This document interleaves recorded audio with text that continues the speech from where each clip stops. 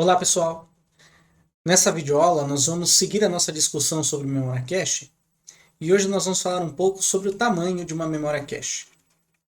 Então quem aí já observou memória cache do seu próprio computador ou já pesquisou para comprar um novo computador, viu que a memória cache ela possui um tamanho, né?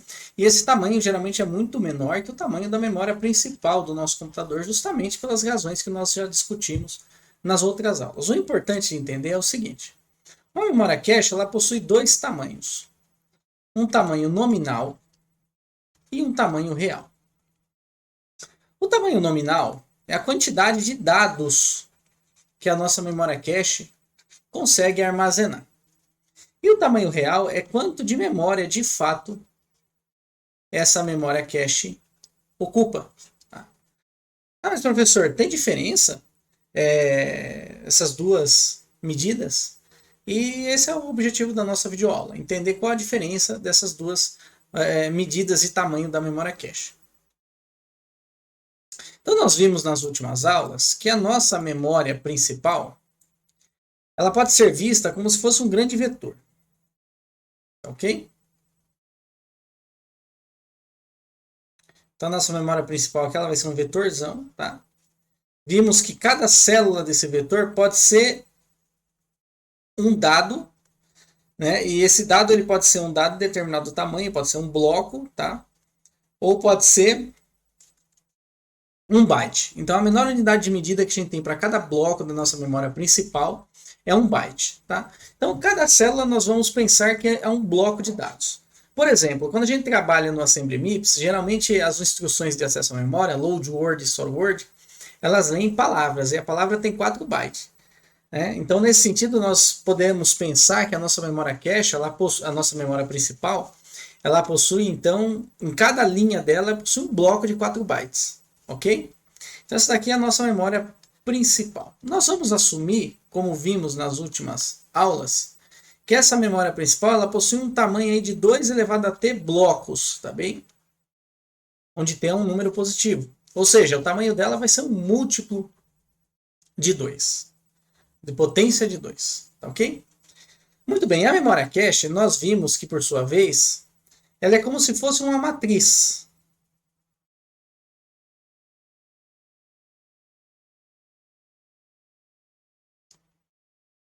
Também composta por linhas, só que ela também teria colunas. Tá? E como que é a característica então da nossa memória cache?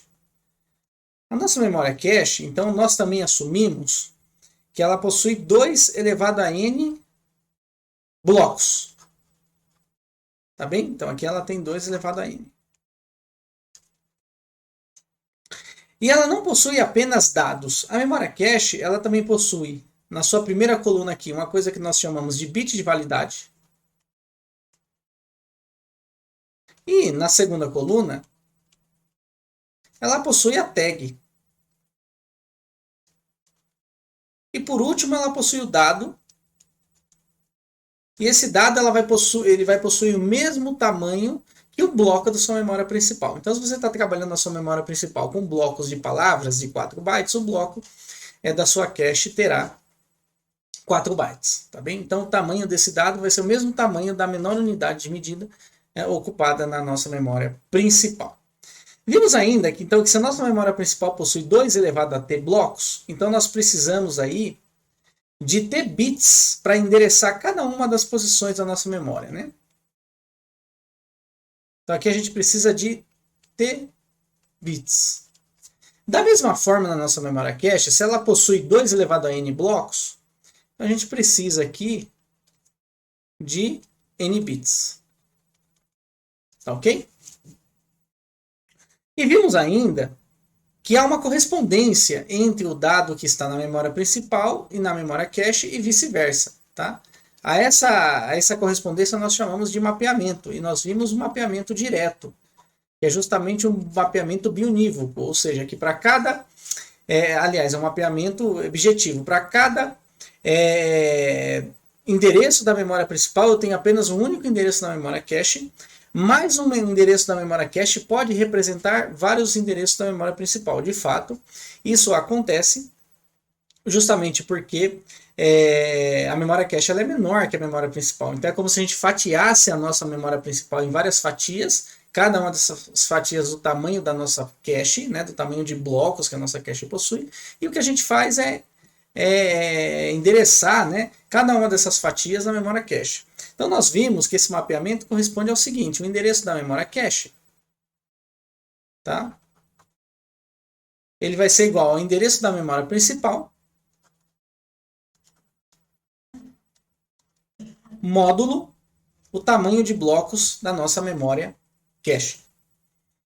Ok, então dado que a gente relembrou todos os nossos princípios aí da memória cache, agora fica um pouco mais fácil de enxergar que de fato a memória cache ela tem uma capacidade de armazenamento de dados, mas além do armazenamento de dados, ela precisa armazenar ainda a tag e o bit de validade. Ok? Então agora o nosso objetivo será entender como que a gente, dado uma capacidade de dados aí da nossa memória cache e a capacidade da nossa memória principal, como que nós podemos calcular o tamanho real da nossa memória cache. Então, pessoal, para a gente calcular o tamanho real da nossa memória cache, geralmente o que a gente tem é o tamanho nominal, ou seja, a quantidade de dados que essa memória cache consegue armazenar. Então, para a gente calcular o tamanho real da nossa memória cache, nós temos que saber calcular o tamanho da tag e o tamanho do bit de validade. Bom, o tamanho do bit de validade é fácil, é um bit, tá bem? Ele é apenas um bit. Agora resta a questão de saber qual o tamanho da nossa tag. Então, como nós vimos, esse mapeamento que nós fazemos da memória principal para a memória cache, ele é esse módulo aqui. Então, o endereço da memória principal, o módulo, o tamanho de blocos da nossa memória cache. Quando a gente calcula o módulo aí da memória principal por uma potência de 2, o que nós estamos fazendo é extraindo dos nossos t bits n bits menos significativos. Tá ok?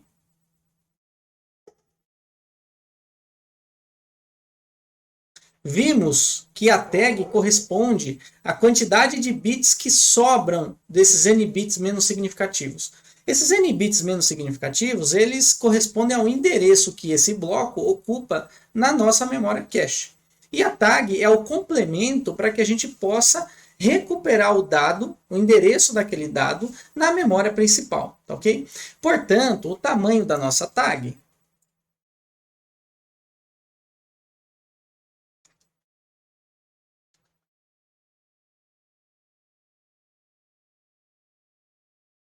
ele acaba sendo t menos n bits, tá ok? Então, o que isso representa, pessoal? Isso significa que para cada linha da nossa memória cache, nós temos uma capacidade de dados, que seria o tamanho do nosso bloco, que a memória cache trabalha, mais t menos n mais 1 bits, tá ok? Que seria t menos n da tag e 1 do bit de validade. Portanto, quando a gente vai calcular o tamanho real da nossa memória cache, nós temos que levar em conta que para cada linha da memória cache, há o dado, que possui o tamanho do bloco, mais a tag, mais o bit de validade.